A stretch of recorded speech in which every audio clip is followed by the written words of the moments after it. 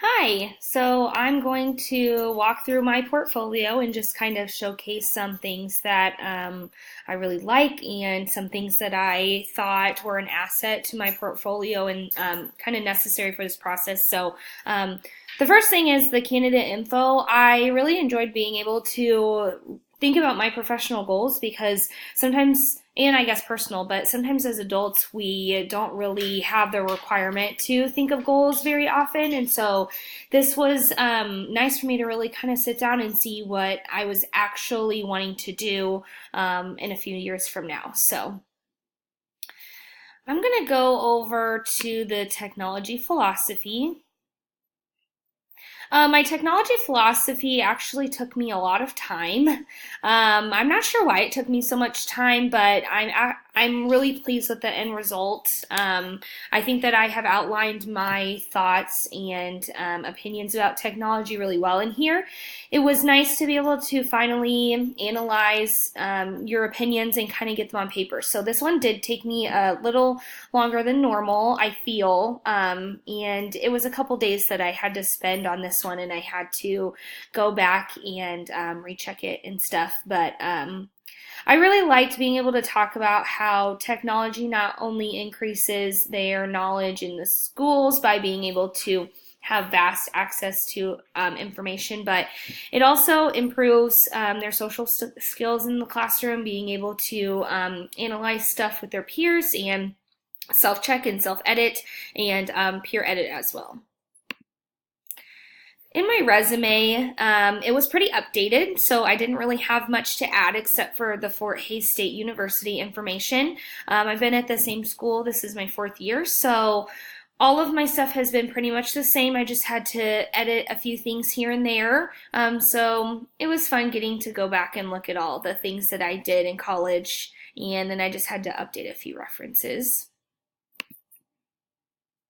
So in my activity reference, if you click on just the home page, I made sure to add tabs to take you to the different places, just because I know that for my peer editing, the one that is a person that I work with, they wouldn't know to need to click on the drop down list. So I wanted to add something for them. So in my professional development plan, I requested the professional development plan for my district, and it wasn't very helpful, to be completely honest. I had to kind of look at other districts and see what they were doing, but the one from my district was just a scanned copy of something that was printed off and given to the principal. So there wasn't really anything that showed how they created it. So this is something else that took me a while. I'm actually pleased with how it came out. I feel like it's very detailed, and it gives schools who are just starting out with technology kind of a base to go off of. I focus mostly on Google, so how to do different things in Google. Different Google Forms, Google Plus, the most practical tool for the classroom. I also wanted to make sure that the staff members had a say in what was going on, because these are the people who are using it. So I wanted to get their input.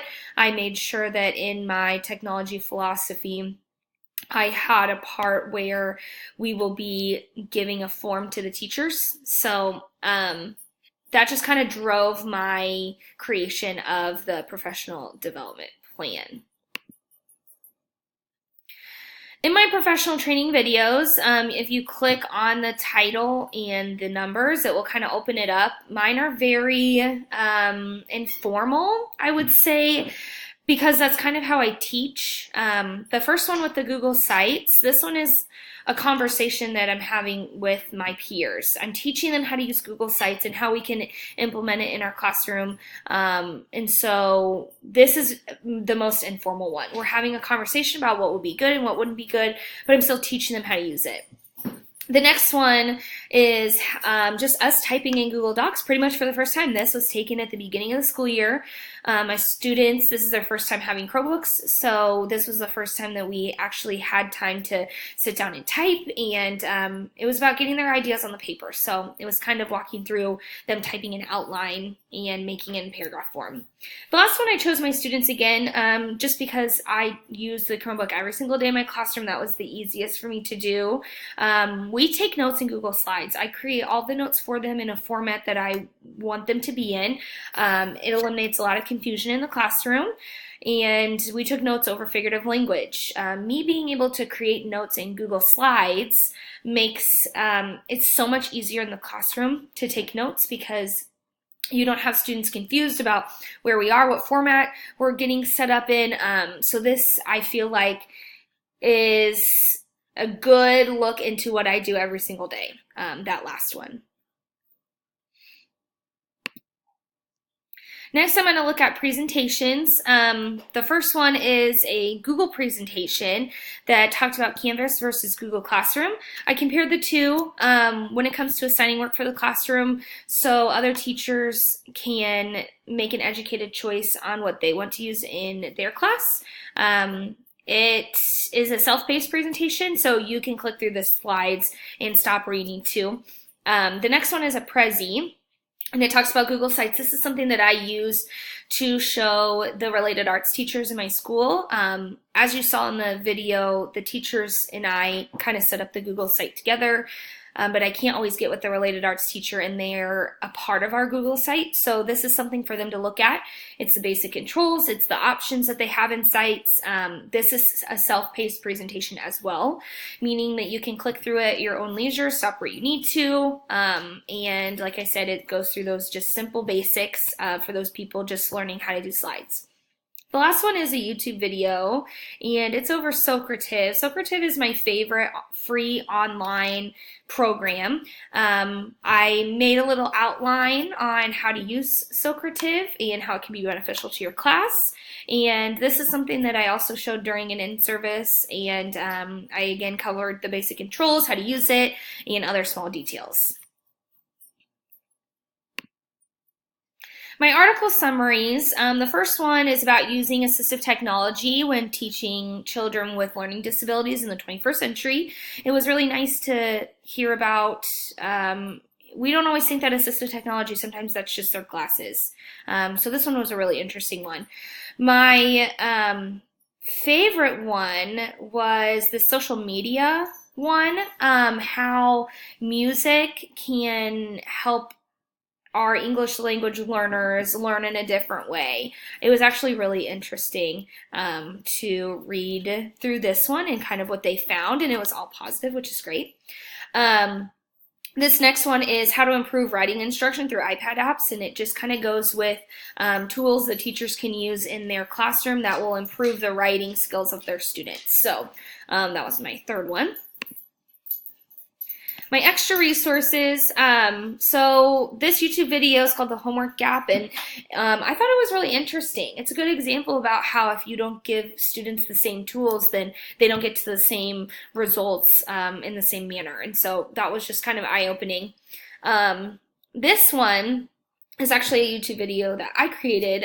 It is about complaints or problems that teachers have with technology, and then kind of like how we can fix it. It's really quick and easy.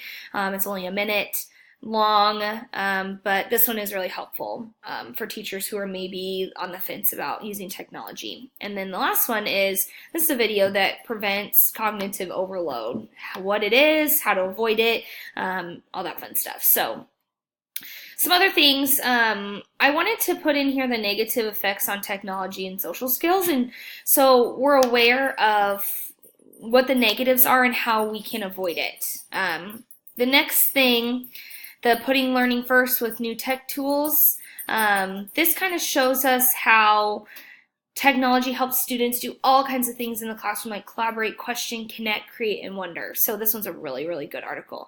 And then the last one are 15 free Chromebook extensions that are great for educators and students, and so I just wanted to highlight those. These are my PDP examples. These were kind of tricky to find. I wasn't sure if I was getting the correct template and all that fun stuff. So And then the last one, these are technology tools that I love in my classroom and I use all the time. So I hope that you, and this is my reflections tab, is my transference reflection. So I hope that you enjoy getting to see my portfolio and that you learned something new. It was really fun being able to dig deep and find all this new stuff.